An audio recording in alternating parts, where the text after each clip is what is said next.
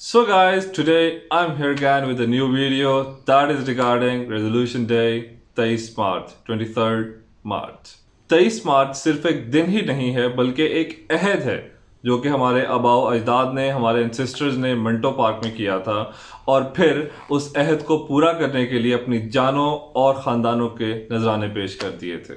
मगर यार बहुत ही अफसोस के साथ, इनफैक्ट बहुत ही हार्ट ब्रेकिंग सिचुएशन में मैं ये कह रहा हूँ कि हमारे इस यूथ ने, हमारे इकबाल के शाहीनों ने उन कुर्बानियों को भुला दिया है। इनफैक्ट 23 मार्च के अहद को ही भुला दिया है। मतलब कि वो लोग ये भी भूल गए हैं कि आखिर 23 मार्च को हुआ ही क्या था। Honestly bro, I'm not kidding, आप खुद देख लीजिए। 23 मार्च को क्या हुआ था? Can't recall. फिर भी सोच लो। नहीं पता। 23 मार्च को क्या हुआ था? योम तकबीर। 23 मार्च को क्या हुआ था? 23 मार्च को नहीं, आई डोंट नो। इन खवातीन से आप ये पूछ लें कि 23 मार्च को किस किस क्लोथिंग ब्रांड पे कितने % डिस्काउंट लगा हुआ है, वो इन्हें पता होगा, बट इन्हें ये नहीं पता कि 23 मार्च को हुआ क्या था। आप हमारे इकबाल के शाइनों से ये पूछ लें कि यार 14 फरवरी यानी कि 14 फेब को क्या हुआ था, वो आपको बता देंगे, मगर वो आपको ये नहीं बता सकेंगे कि 23 मार्च को क्या हुआ था। यकीन नहीं आया? आप खुद देख लें। 23 मार्च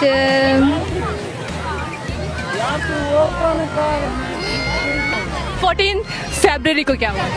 वैलेंटाइंस डे। सीरियसली यार, ये हंसने का नहीं, शर्मिंदगी का मकाम है।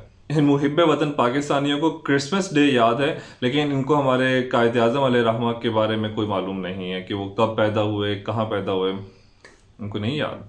देख लें आप खुद ही। कायद आज़म कब पैदा हुए थे? हाय अल्लाह, कायद आज़म वफात कब हुई थी? वफात हो गई, बहुत देर की हुई हुई, अब मैं क्यों याद करूं उन्हें। उनकी वफात कब हुई? कायद आज़म की भी 26 सितंबर 1948 आई थिंक। क्या बात है, डेट ही चेंज हो गई है। उनकी पैदाइश कब हुई थी? पैदाइश हुई थी 25 सितंबर।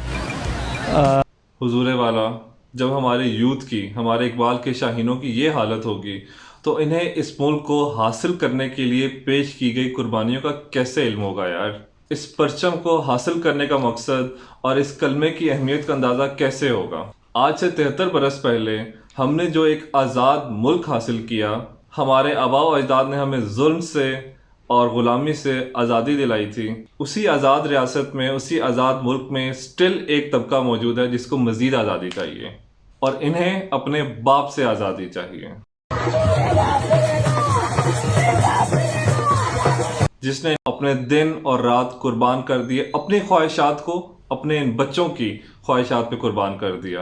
आज उन्हीं बच्चों को अपने वालिदैन से आज़ादी चाहिए, अपने बाप से आज़ादी चाहिए। और इनके साहबजादी साहिबा को आज़ादी क्या चाहिए कि जनाब, अगर रात के 3 बजे इनके साहबजादी साहिबा अपने बॉयफ्रेंड के साथ घर वापस आ रही हैं तो her father is no one to question her. अगर उनके साहबजादी साहिबा कोई गलत काम कर रही हैं, किसी इलीगल इमोरल एक्टिविटीज़ में इन्वॉल्व हैं, तो their father is no one. उनके बाप की कोई हैसियत नहीं है कि वो इन पे क्वेश्चन, इनका इनफैक्ट उनको समझा भी सकें। यानी कि इनको आज़ादी चाहिए इनके बाप से, बाप के बाद इनको आज़ादी चाहिए इकबाल से, जिन्होंने तस्वुर पाकिस्तान पेश किया और इन्हीं को समझाने के लिए अपनी ज़िंदगी सर्फ कर दी। इन्हें इकबाल से आज़ादी चाहिए।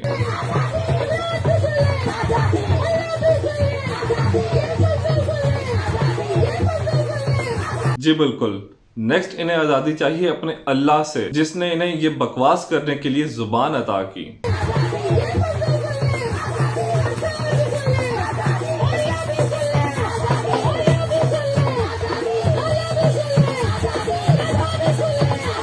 एग्जैक्टली इन्हें आज़ादी चाहिए अपने रसूल से, औलिया से, कि जिस रसूल के तवस्सुल से, जिन औलिया के तवस्सुल से हमें ये आज़ाद मुल्क मिला है, जिस कलमे की बेस पे, यानी कि ला इलाहा इल्लल्लाहु मुहम्मदुर रसूलुल्लाह की बेस पे हमने ये मुल्क हासिल किया है। ये लंडे के अंग्रेज़ उसी मकसद को मिटाना चाहते हैं और अपनी आज़ादी हासिल करना चाहते हैं। और ज़रा इनके आज़ादी मांगने का तरीका तो चेक करें।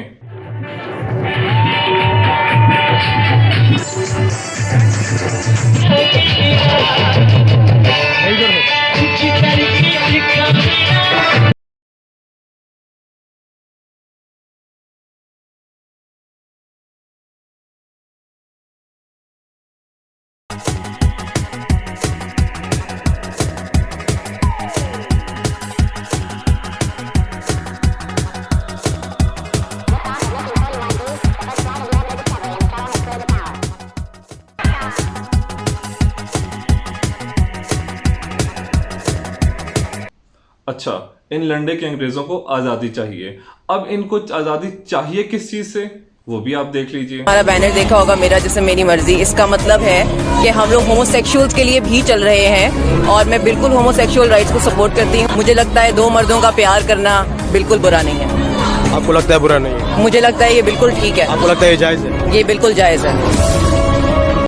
क्योंकि वैसे तो ये लोग मर्दों के शाना बशाना काम कर रहे हैं। There is no field in Pakistan जिसमें ये काम ना कर रहे हो। हर चीज है माशाल्लाह मर्दों के शाना बशाना है ये लोग। हाँ, अगर इस सोसाइटी में औरत पर जुल्म हो रहा है, इनको मारपीट हो रही है, किसी जगह पर अगर इन्हें इनके हकूक नहीं मिल रहे हैं, तो इस बात की मुखालफत हमारे रसूल और कानून दोनों ने की। बट स्टिल इन्हें कौन सी आज़ादी चाहिए, वो आप खुद मुलाहिजा फरमाएं। पाकिस्तान में आप ये समझते हैं कि होमोसेक्सुअलिटी जो है इसको लीगलाइज करना चाहिए? लीगलाइज कर देना चाहिए। हम लोग 21st सेंचुरी में रहते हैं। लड़की लड़की से, लड़का लड़के से प्यार कर सकता है? कर सकता है। तो इंसान अपनी कंसर्न के साथ कुछ भी कर सकते हैं। तो अगर लड़कियां आपस में और लड़के लड़के आपस में ये करेंगे तो कौमे लूत पर भी तो एक अजाब आया था, उसके बारे में इल्म है? बेशक आया है। तो वो हम पर भी तो अजाब आ सकता है? आ सकता है। अजाब तो आना, क्या मत है तो आना ही आना। अजाब अगर आता है तो आता रहे। आता रहे। कोई पैगाम देना चाहेंगे गवर्नमेंट को इस हवाले से तो आप दे सकते हैं। जब तक दो इंसानों की आपस में कंसेंट है, वो जो मर्जी करें। लड़की लड़की से निकाह करना चाहती है, लड़का लड़के से निकाह के बगैर ताल्लुकात करना चाहता है, तो ये सब हो सकता है? हो सकता है। यस, सो ये है इनका एजेंडा। इन्हें होमोसेक्सुअलिटी की आज़ादी चाहिए, इन्हें हम जिन्स परस्ती की आज़ादी चाहिए। ये जो लंडे के अंग्रेज वुमेन राइट्स की आड़ में हम जिन्स परस्ती, होमोसेक्सुअलिटी और इन गुनाहों की आज़ादी मांग रहे हैं, ये हजरात मेरे कश्मीरी बहन भाइयों के हक में आज़ादी की आवाज़ क्यों नहीं उठाते? मेरी कश्मीरी बहन भाइयों को जब जिंदा जलाया जाता है, उनकी अस्मत दरी अभी भी की। इराक में, पैलेस्टाइन में जो बच्चियों के साथ जुल्म हो रहा है, अमेरिकन जो उनके साथ जुल्म कर रहे हैं, अमेरिकन अफवाज उनकी अस्मत दरी कर रहे हैं, उनके रेप्स कर रहे हैं, ये वुमेन राइट्स के जो चाचे जो बने हुए हैं, ये उनकी आज़ादी के लिए आवाज़ क्यों नहीं उठाते हैं?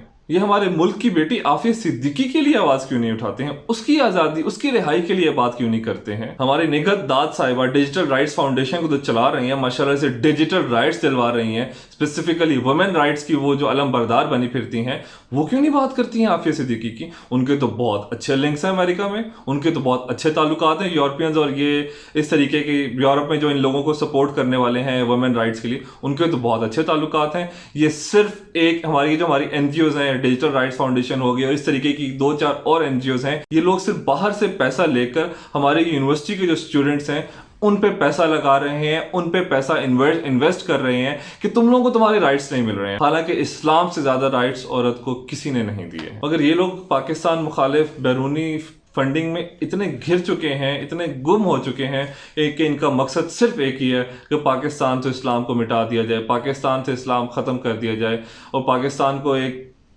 जो ये रियासत बनाना चाहते हैं वो रियासत बना दी जाए और इस मुल्क को सिर्फ बर्बादी की तरफ ले जाया जाए, जो कि इनसे ना हो पाएगा। In the and I will just say one line जिससे इनके पेट में हमेशा की तरह एज यूजुअल दर्द होगी कि पाकिस्तान जिंदाबाद, पाक फौज पाइंदाबाद।